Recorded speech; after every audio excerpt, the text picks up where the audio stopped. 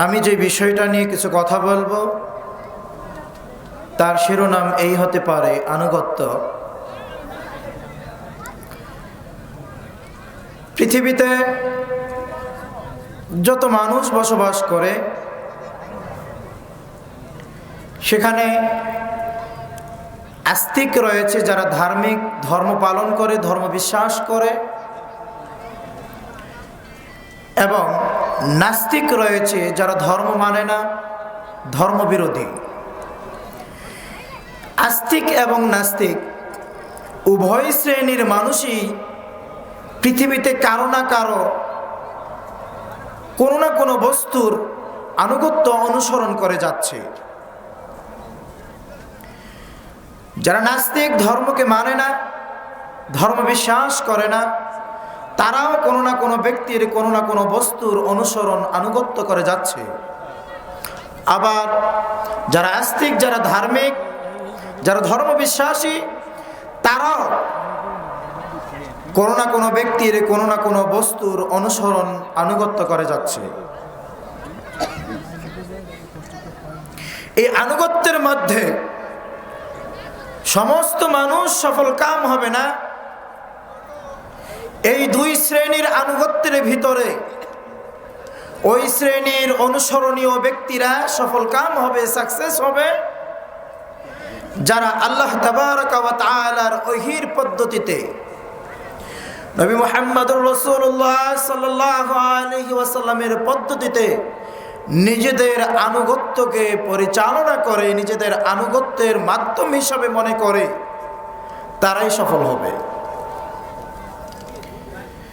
যারা আল্লাহ তার রাসূলের আনুগত্যের বাহিরে অন্যের আনুগত্য করবে, যারা আল্লাহ তার রাসূলের বিধানের আনুগত্য না করে অস্বীকার করবে, অমান্য করবে, তাদের ব্যাপারে মহাগ্রন্থ আল কোরআনে আল্লাহ তাবারক ওয়া তাআলা বলছেন, ওয়া মান ইয়াসিল্লাহা ওয়া রাসূলাহু ওয়া ইয়াতাআদ্দা হুদুদাহু ইদখিলহু নারান খালিদান ফিহা।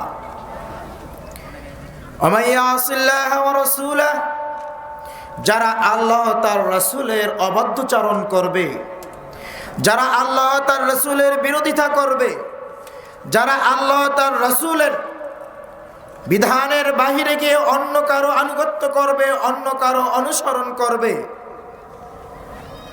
আল্লাহ তাবারক ওয়া তাআলা তাদের ব্যাপারে বলছেন, ইদখিলহু নারান খালিদান ফিহা, অবশ্যই আমি আল্লাহ তাদেরকে জাহান্নামে প্রবেশ করাবো। এই আয়াত আমাদেরকে বলছে, মানুষ যদি ধর্ম বিশ্বাসী হওয়ার পরে আখিরাতে সাকসেস হতে চায়, সফল হতে চায়, তাহলে সে আল্লাহ তার রাসূলের আনুগত্য করবে, এর বিরোধিতা করবে না। দেখা যাচ্ছে পৃথিবীতে আস্তিক এবং নাস্তিক দুই শ্রেণীর মানুষই বসবাস করে। নাস্তিকগুলোকে বাদও যদি দিয়ে দেয়, যারা আস্তিক, এই আস্তিকরা বিভিন্ন ধর্মে বিশ্বাসী, প্রত্যেকটা ধর্মের আলাদা আলাদা মতাদর্শ রয়েছে, প্রত্যেকটা ধর্মের আলাদা আলাদা পদ্ধতি রয়েছে। আমি যদি প্রত্যেকটি ধর্ম থেকে বের হয়ে গিয়ে শুধু ইসলাম ধর্মে চলে আসি, সেখানেও আমরা দেখতে পাই মুসলিমদের মধ্যেও বিভিন্ন ফিরকা, বিভিন্ন দল, বিভিন্ন হিজব, বিভিন্ন তরিকার আলাদা আলাদা ব্যক্তি, আলাদা আলাদা পদ্ধতি রয়েছে, যাদের পদ্ধতি, যাদের অনুসরণ কোরআন ও সুন্নাহর পরিপন্থী। আমি যদি হিন্দুদেরকে বাদ দিয়ে দেই, খ্রিস্টানদেরকে হিসাব থেকে বের করে দেই, বৌদ্ধ ইহুদিদেরকে বাদ দিয়ে দেই, ইহুদি মাজুসিদেরকেও যদি আমি বাদ দিয়ে দেই, শুধু যদি মুসলিমদেরকে নিয়ে আমি চিন্তা করি, যদি মুসলিমকে নিয়ে যদি আমি ভাবি, মুসলিমরা কি আসলেই আল্লাহ তার রাসূলের যথাযথ অনুসরণ করছে কিনা? যদি আল্লাহ তার রাসূলের যথাযথ অনুসরণ না করে, যদি আল্লাহ তার রাসূলের বিরুদ্ধচারণ করে, সেটা হতে পারে ঈমানের দিক দিয়ে, সেটা হতে পারে আমলের দিক দিয়ে। যদি আল্লাহ তার রাসূলের বিরুদ্ধচারণ করে, আল্লাহ তাবারাকা ওয়া তাআলা হচ্ছে তার পরিচয় দুনিয়াতে মুসলিম, তারপরও সে ক্ষতিগ্রস্ত হয়ে যাবে। আল্লাহ তাবারাকা ওয়া তাআলা বলছেন, ওয়া মান ইয়াসিল্লাহ ওয়া রাসূলাহু ওয়া ইয়াতাআদ্দা হুদুদাহু ইদখিলহু নারান খালিদান ফিহা। যারা আল্লাহ তার রাসূলের বিরুদ্ধে চারণ করবে, যারা আল্লাহ তার রাসূলের হুদুদকে মানবে না, যারা তাদের নিজস্ব মত দিয়ে, যারা তাদের নিজস্ব পথ দিয়ে, যারা তাদের নিজস্ব থিওরি দিয়ে পৃথিবীতে পরিচালিত হবে, শুধু ধর্মীয় দিক সালাত সিয়াম হজ যাকাতেই কোরআন ও হাদিসের ব্যাখ্যা খুঁজবে, কোরআন ও হাদিসের ফতোয়া খুঁজবে, কিন্তু ব্যক্তি জীবনের এমন অনেক বিষয় রয়েছে, পারিবারিক জীবনের এমন অনেক বিষয় রয়েছে, সামাজিক জীবনের এমন অনেক বিষয় রয়েছে, রাষ্ট্রীয় জীবনের এমন অনেক বিষয় রয়েছে যেইগুলোতে তারা পবিত্র কোরআন ও সহিহ সুন্নাহর যথাযথ অনুসরণ করে না, এবং তারা সেটাকে নিজেদের জন্য পর্যাপ্ত মনে করে না, এবং তারা সেটার বিরুদ্ধে চারণ করে। তারা তাদের নিজেদের মতো করে, তারা তাদের নিজেদের পদ্ধতিতে, মানুষের বানানো ইজম, মানুষের বানানো পদ্ধতিতে তারা তাদের দুনিয়াবী কাজকর্ম সম্পাদন করে থাকে।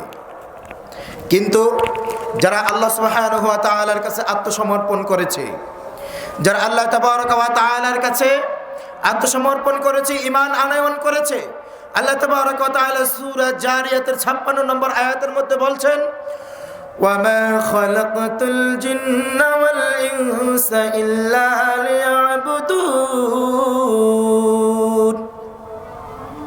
আল্লাহ তাবারাকা ওয়া তাআলা তিনি বলছেন যে আমি সৃষ্টি করেছি জিনদেরকে এবং মানবমণ্ডলীকে আমার ইবাদত করবে, আমার দাসত্ব করবে। এই দাসত্বের মধ্যে ইসলামের প্রত্যেকটি বিধান পড়ে, ইসলামের প্রত্যেকটি ফরজ, ওয়াজিব, নফল, মুস্তাহাব প্রত্যেকটি বিষয় রয়েছে। মানুষ যদি প্রকৃতপক্ষে পরকালে সাকসেস হতে চায়, সফল হতে চায়, ফাকাদ ফাযা ফাওজান আযীমা, যালিকাল ফাওজুল কাবীর।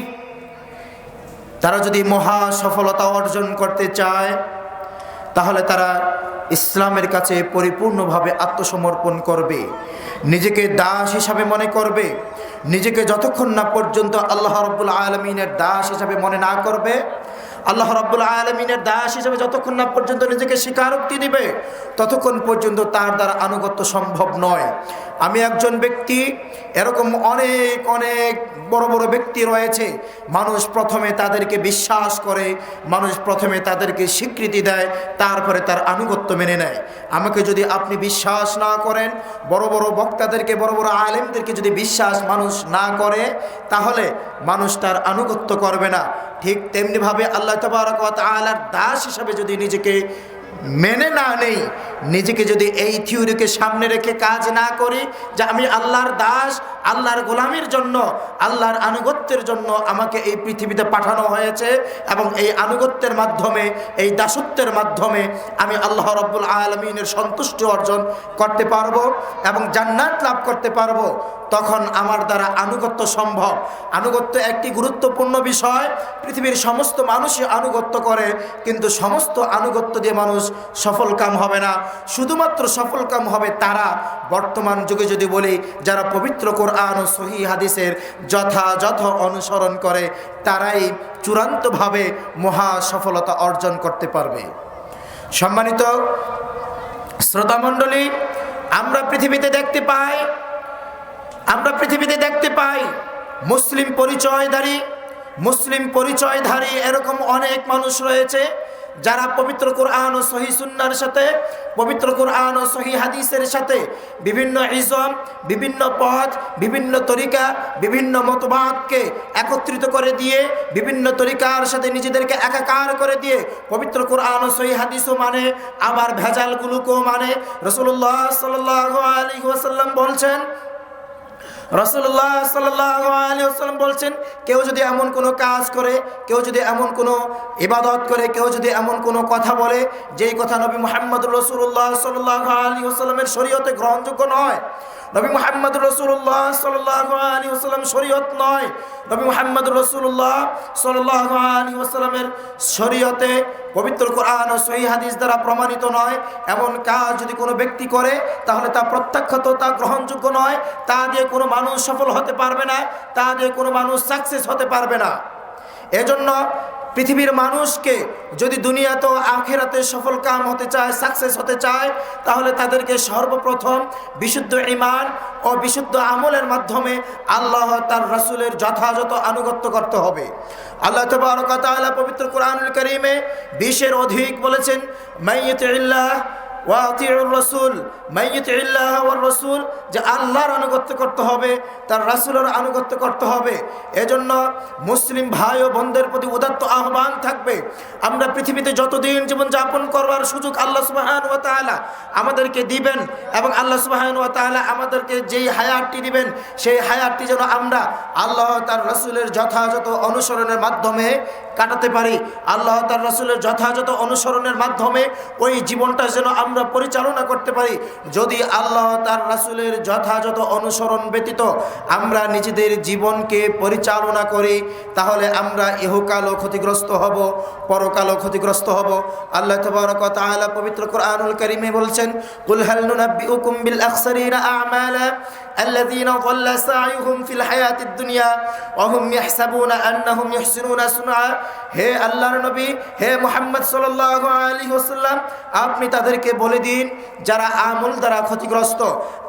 মানুষ আনুগত্য করে সফল হওয়ার জন্য, লাভবান হওয়ার জন্য, কিন্তু আল্লাহ তাবারক ওয়া তাআলা বলছেন আপনি তাদেরকে বলে দিন যারা আমল দিয়ে, আনুগত্য দিয়ে ক্ষতিগ্রস্ত। এজন্য আমি মুসলিম দিন ও ভাই ও বোনদেরকে উদাত্ত আহ্বান করে বলবো, এমন আমল করতে চাই না, এমন আনুগত্য করতে চাই না, এমন অনুসরণ করতে চাই না যে আনুগত্য দিয়ে, যে অনুসরণ দিয়ে আমরা ক্ষতিগ্রস্ত হব। যদিও সেটা দেখতে সুন্দর হয়, যদিও সেটা দেখতে ভালো হয়, আমরা সেটা থেকে যদি কোরআন ও সহিহ হাদিস দ্বারা সেটা বিদআত প্রমাণিত হয়, তাহলে সেটা থেকে আমরা যত কিছুই হোক না কেন ফিরে আসার চেষ্টা করতে হবে। তাছাড়া আমাদের পরিণতি খুব ভালো হবে না। আমরা যদি প্রকৃতপক্ষেই সফল হতে চাই আনুগত্যের মাধ্যমে, তাহলে আমরা পবিত্র কোরআন ও সহিহ হাদিসের যথাযথ অনুসরণ করতে হবে। সম্মানিত দর্শক ও শ্রোতা, আমি যদি তসবিহ দানা নিয়ে সারাদিন তসবিহ জপি আর নিজেকে ফরহেজগার মনে করি, আমি যদি বিভিন্ন বিদআতি আমল করে নিজেকে ফরহেজগার মনে করি, আমি যদি বড় পাগড়ি মাথায় দিয়ে বিদআত করে নিজেকে ফরহেজগার মনে করি, আমি যদি বিভিন্ন বিদআতি কর্মকাণ্ডের সাথে জড়িত হয়ে মিলাদের জিলাপি খেয়ে নিজেকে ফরহেজগার মনে করি, আমি যদি বিভিন্ন দিবস পালনের মাধ্যমে নিজেকে ফরহেজগার মনে করি, তাহলে দেখা যাবে আমার ওই আনুগত্য, আমার ওই ফরহেজগারিতা আমার কোনো কাজে আসবে না। প্রকৃতপক্ষে যদি আমরা সফল কাম হতে চাই, প্রকৃতপক্ষে যদি আমরা সাকসেস হতে চাই, তাহলে আমাদেরকে পবিত্র কোরআন ও সহিহ হাদিসের যথাযথ অনুসরণ করতে হবে। যদি যথাযথ অনুসরণ না করে, আয়াতের অনুবাদ আল্লাহ তাবারক ওয়া তাআলা বলছেন, ওয়া মান ইয়াসিল্লাহা ওয়া রাসূলাহু ওয়া ইয়াতাআদ্দা হুদুদাহু ইদখিলহু নারান খালিদান ফিহা। যারা আল্লাহ তার রাসূলের অবাধ্যচারণ করে এবং তার হুদুদের বিরুদ্ধচারণ করে, আল্লাহ তাবারক ওয়া তাআলা বলছেন তাদেরকে জাহান্নামে প্রবেশ করাবেন। ওয়ালাহু আযাবুম মুহিন, এবং এটা হবে তাদের জন্য অপমান, এটা হবে তাদের জন্য অপমানজনক শাস্তি। এজন্য মুসলিম দিনী ও ভাইদের প্রতি উদাত্ত আহ্বান থাকবে, যতটুকু আনুগত্য করব ততটুকু আনুগত্য যেন পবিত্র কোরআন ও সহিহ হাদিস এর দলিল ভিত্তিক আমল আমরা করতে পারি। পবিত্র কোরআন ও সহিহ হাদিসের আলোকে যেন আমরা আমাদের আনুগত্য সাজাতে পারি। আমাদের ধর্মীয় এবং বৈশ্বিক জীবনের যতগুলো কার্যকলাপ রয়েছে মুসলিম হিসাবে যেন আমরা সেগুলো পবিত্র কোরআন ও সহিহ হাদিসের আলোকে সম্পন্ন করতে পারি। আল্লাহ তাবারক ওয়া তাআলা আমাদের তৌফিক দান করুন। যে আলোচনা আজকে আমরা শুনেছি তার উপরে আমাকে এবং আপনাকে আমল করার তৌফিক দান করুন। আল্লাহুম্মা আমিন। সুবহানাকাল্লাহুম্মা বিহামদিক আশহাদু আল্লা ইলাহা ইল্লা আনতা আস্তাগফিরুকা ওয়া আতুবু ইলাইক।